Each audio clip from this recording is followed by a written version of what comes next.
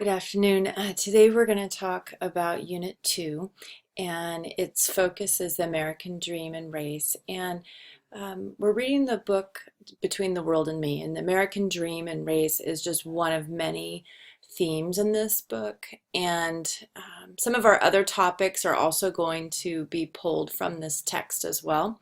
So let's go through for this lecture. Our agenda is to look at some of Coates's concepts in the book, review the economic benefits of slavery. Slavery is one of his concepts. And so there's some things about slavery, like for many years I didn't know, and I think a lot of people as you go through college aren't really taught, it's not really talked about. And so I wanted to make sure you're very clear about it because it relates back to Coates's views and his points. One of his other topics is housing and the neighborhood in which he was raised in, and he was raised in Baltimore. And so I want to talk a little bit so you understand about housing discrimination and how that impacts communities. And then some of the films that are in this unit that are on the front page, including A Black Man Visits the Whitest Towns in the U.S., the Rich Benjamin video, and then also the Dr. Head video, and they both relate in different ways. And then at the end, we're going to transition kind of quickly, and I'm going to talk a little bit about quoting, and I want to make sure you understand some of the ways in which you can quote material and how to punctuate that. Okay, so Coates's book, I'll be honest with you, when I first read it, I had to reread it, and it really brought up a lot of stuff for me that I never really thought about. And so I thought that was a good opportunity to have other students read it. I do believe it's beautifully written. I believe it also evokes a lot of feeling. And so you may be reading this and thinking, I don't agree, or you might be like, yes. And so we want to make sure we come to the same place, understanding that people might have very different views of this book than you do. But at the same time, really trying to sit with the ideas because I think they are interesting and I think they're worth considering deeply.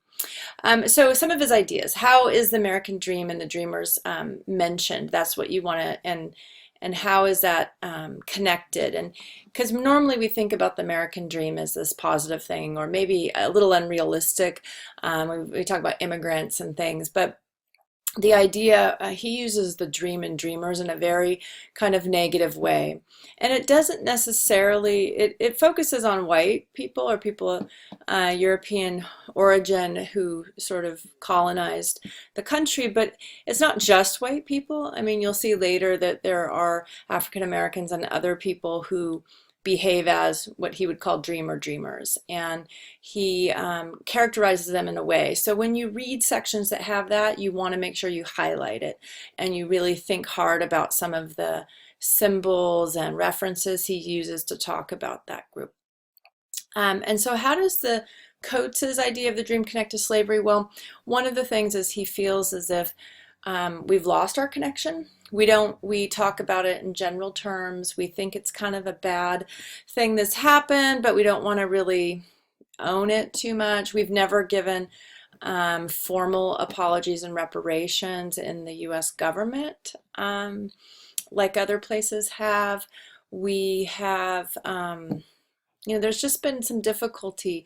A lot of times you hear a lot of what they call micro-invalidations, like, well, just pull yourself up by your bootstraps.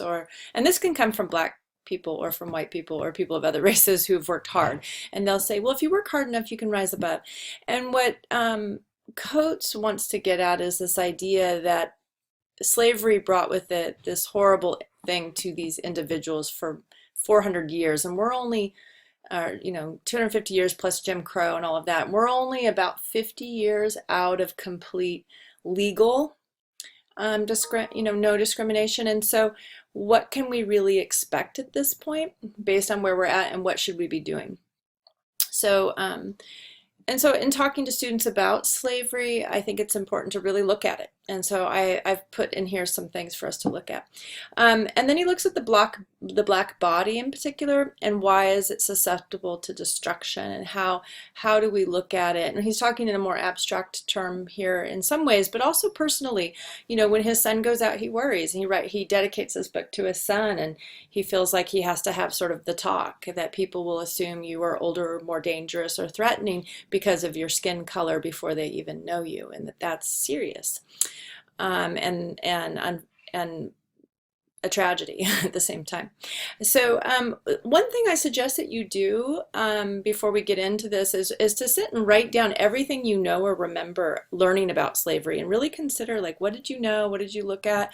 You know, did you just have to watch Roots, the old one or the new one, and that's it? Or have you talked to African Americans about slavery? You know, what do you know about it, and what is your experience understanding it? Some schools spend a lot of time on it, and other schools spend like next to nothing.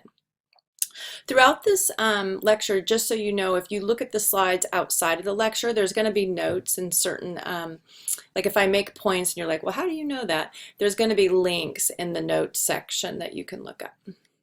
Okay, so I just put this informational slide here, and this link up at the top is a really cool set of slavery maps that are interactive that you can look at. And so I really highly suggest that you look at that and really think hard about what slavery looked like. You know, did other people do slavery? Yes. Has the number gone down what they originally thought as far as the number of slaves to the U.S.? Yes, but it's still significant.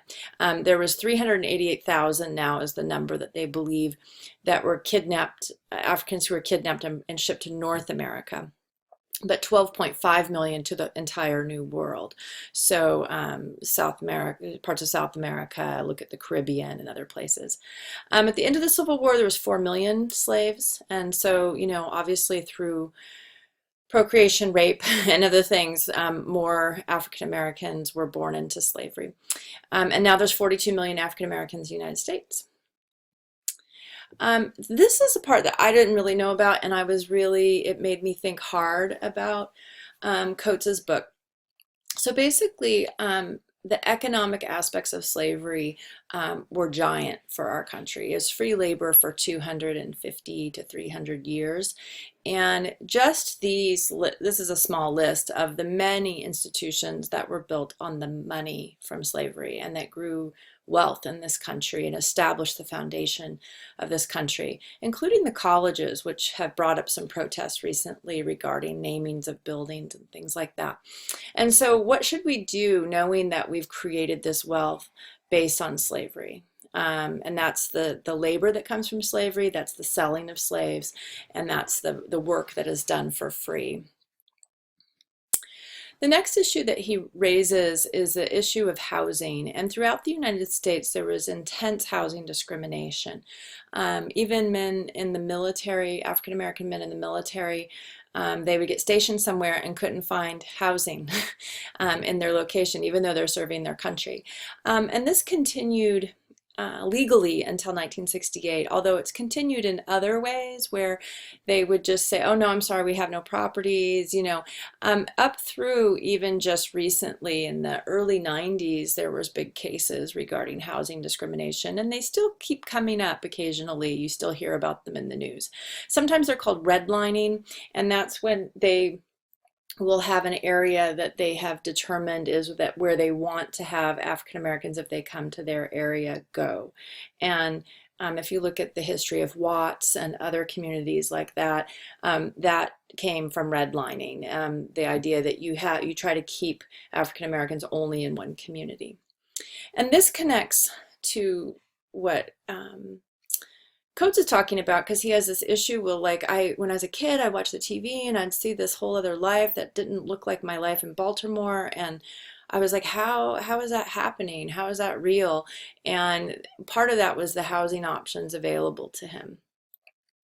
Someone else who talks about this in a kind of a humorous and interesting way is this TED Talk that's on your main page of the unit by Rich Benjamin. He's a journalist, and right now, what's interesting is America is actually more segregated now than it was, um, before Civil War time. It's more than it's ever been. And so that is also another part of what's causing a lot of racial tensions is segregation. And then especially if there's an influx of African American to move into a community, but all of the leadership is white. Or something similar to that that's caused issues in many cities throughout the United States. And he brings up some of his experiences that I think are worth listening to. So the other thing that Coates discusses is this idea of unarmed victims of color, primarily African American men, because he's focused on that. And so I just want to go through some of them he mentions and put faces to names and the date they died or the month they died, and so that you kind of know who they're talking about. There was a huge there were several that happened in 2014 that were highly publicized. So you may have known that. So the first is Trayvon Martin. He's the kid he was not killed by a police officer, but by a neighborhood watch guy named Zimmerman. He's the kid that had the hoodie and the Skittles, and that people were donning hoodies afterwards in honor of him. And to try to change some of the laws. John Crawford was in a Walmart, and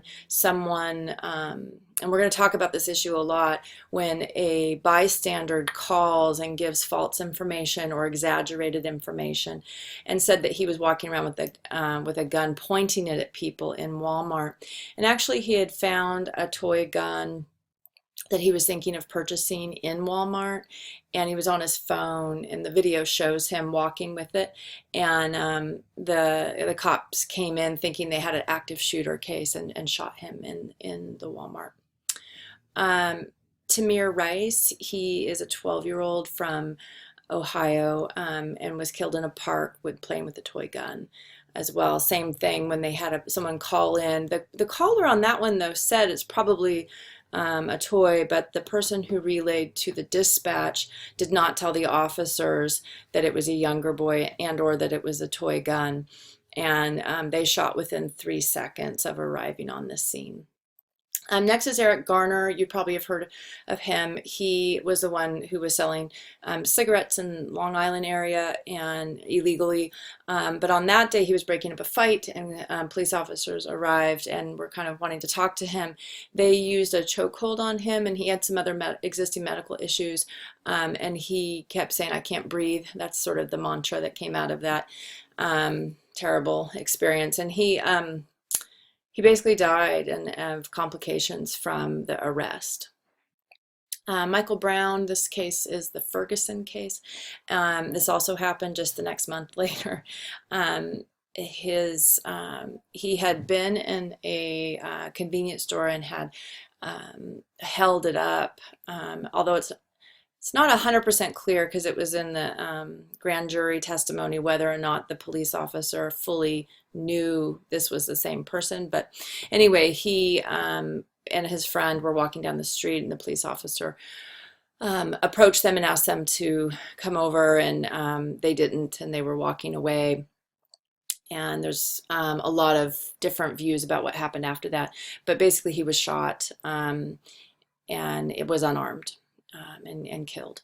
And then this other case is the biggest one for Between the World and Me's author, Coates, because it was his friend. His name is Prince Jones. At the time of the writing of the book, this case had never been solved. Prince came from a wealthy family, a mom who had worked her way up. She had gotten into the military. She became a radiologist, a doctor. He had everything he could ever want, and she had given him a Jeep.